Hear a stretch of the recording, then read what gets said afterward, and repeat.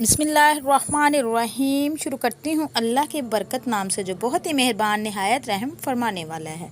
अस्सलामु अलैकुम वरहमतुल्लाहि वबरकातुहू। मेरे प्यारे अज़ीज़ बहन भाइयों, आज मैं आपके साथ ऐसा वाक़या शेयर करने वाली हूँ जिसको सुनकर आपके रोंगटे खड़े हो जाएंगे।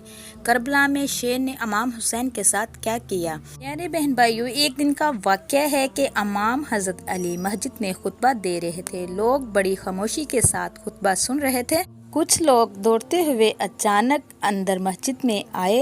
इमाम अली अलैहिस्सलाम ने इन लोगों से वजह पूछी। लोग कहने लगे कि मौला अली, एक शेर इस तरफ आ रहा है, वो बहुत ही बड़ा है, हमें बहुत डर लग रहा है। इमाम अली अलैहिस्सलाम ने फरमाया, डरने की ज़रूरत नहीं, वो किसी को नुकसान नहीं पहुंचाएगा। इतने में वो बड़ा शेर अंदर आ गया, बल्कि वो किसी पर हमला नहीं करता। वो सीधा हज़रत अली इमाम अलैहिस्सलाम के पास आता है और उनके कदमों में सर को रख देता है। फिर उसके पीछे पीछे एक नन्हा सा शेर का बच्चा भी आता है।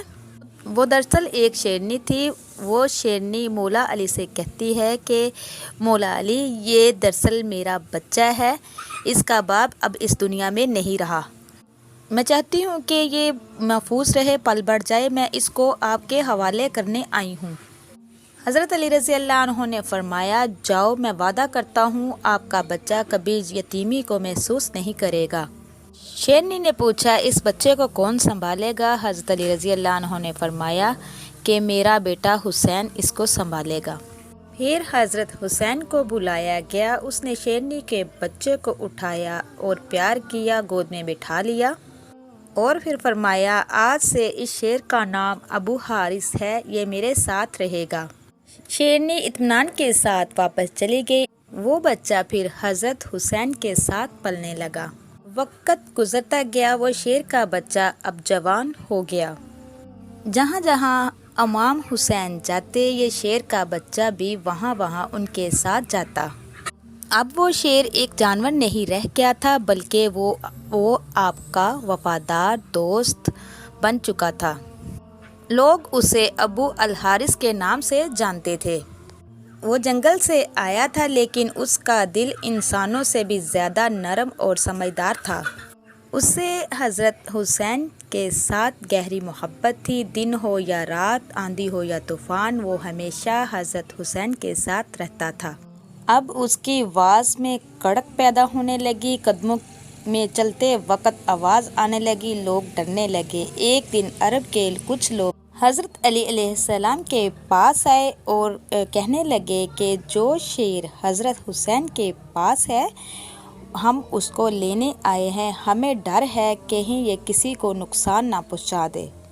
ये सुनकर हज़रत अली खामोश हो गए। उनके दिल में अबू हारिस की यादें थी।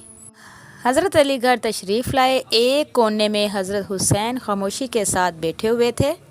हज़रत अली ने अर्ज़ किया, बेटा, मैं कुछ नहीं कह रहा, ये अरब के लोग कुछ आए हैं, वो कह रहे हैं अब अबू हारिस बड़ा हो चुका है, ये किसी को नुकसान ना पहुँचाए, इसलिए वो कहते हैं कि हम इसको लेने आए हैं।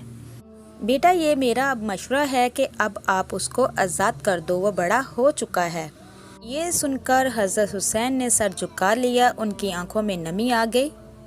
थोड़ी देर खामोश रहे और नरम लहजे में कहा, जी बाबा जान, जैसे आप चाहे वैसा कर लें।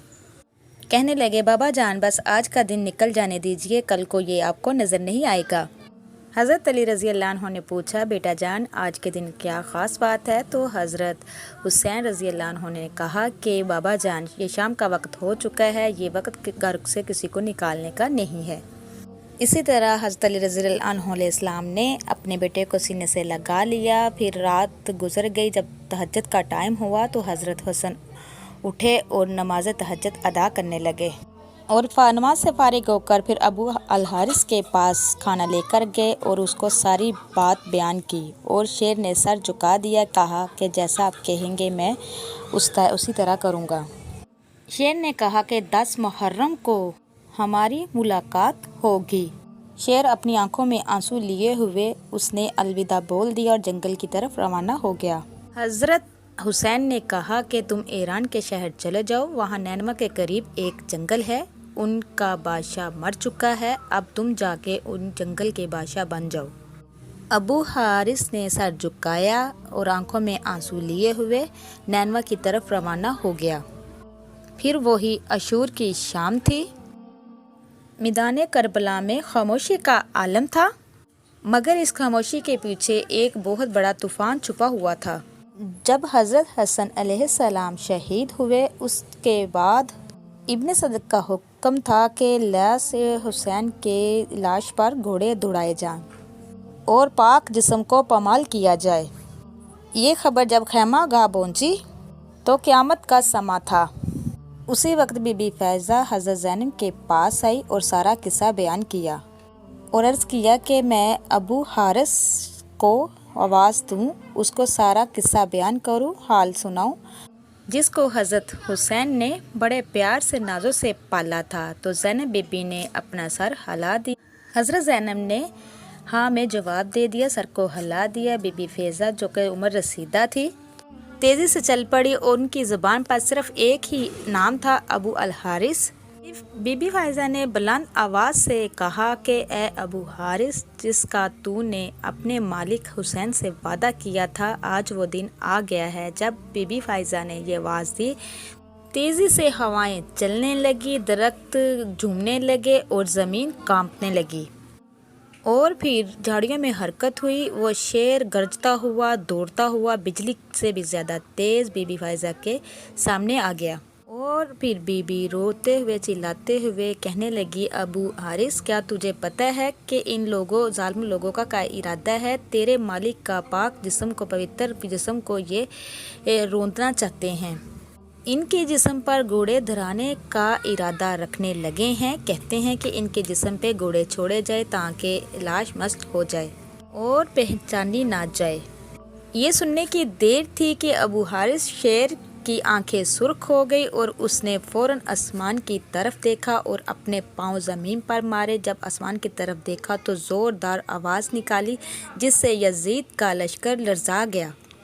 بی بی فائزہ نے کہا کہ ابو حارث، اب وقت ہے وعدہ پورا کرنے کا۔ یہ سنتے ہی بی بی فائزہ کے ساتھ شیر دھڑاتا ہوا کربلا کے سامنے آ گیا، کربلا کے میدان میں اتر آیا، جہاں حضرت حسین کی لاش پڑی ہوئی تھی۔ آسمان خاموش تھا، خاموشی ہر طرف چھائی ہوئی تھی۔ ابو حارث دھیرے سے حضرت امام حسین کی لاش کے پاس آیا، زمین پر بیٹھا اور اپنی پیشانی مولا کے خون میں رنگ دی۔ روایت میں آتا ہے کہ جب یزید کی فوج گھوڑوں پر بیٹھ کر حضرت حسین کی لاش کو پامال کرنے کے لیے آ رہے تھے تو انہوں نے ایک عجیب منظر کو پایا۔ ایک شیر تنہا لاش حسین کے پاس بیٹھا ہوا تھا۔ گھوڑے یہ منظر دیکھ کر بھٹکنے لگے، بے قابو ہو کر ادھر ادھر چلنے لگے۔ سپاہی گھوڑوں سے گرنے لگے، کوئی واپس پلٹا اور کوئی خوف سے بھٹکنے لگا۔ کسی میں بھی ہمت نہ ہوئی کہ مولا حسین کی لاش کے قریب جا سکے۔ یہ کوئی عام شیر نہیں تھا، یہ ابو الحارث تھا، وہی یتیم شیر جس کی پرورش حضرت حسین علیہ السلام نے کی محبت دی تھی۔ اب وہی ابو حارث یتیم شیر دست خاکی حضرت حسین کی لاش کی حفاظت فرما رہا تھا۔ جب یہ خبر عمر صدق تک پہنچی تو اس کا چہرہ زرد ہو گیا، آنکھیں خوف سے سرخ ہو گئی اور لرزا کر بولا کہ اس واقعے کو کسی تک شیئر نہ کرنا۔ وہ کہنے لگا یہ ایک فتنہ ہے، لیکن اسے پتا تھا اگر یہ راز کھل گیا تو ظلم کا چہرہ بے نقاب ہو جائے گا۔ پھر حضرت فائزہ بی بی حضرت زینب کے پاس آئی اور فرمانے لگی، کہنے لگی کہ حضرت حسین کا جسد خاکی محفوظ ہے، ابو حارث اس کی حفاظت فرما رہا ہے۔ جب تک ابو حارث وہاں بیٹھا رہا، کسی کی بھی ہمت نہیں ہوئی کہ کوئی ان کے قریب آ سکے۔ پھر شیر کو حکم دیا گیا کہ تم اب واپس پلٹ جاؤ۔ میرے پیارے بہن بھائیوں، یہ تھی ایک شیر کی وفا جو ظالموں کے آگے اللہ کے حکم سے دیوار بن گئی۔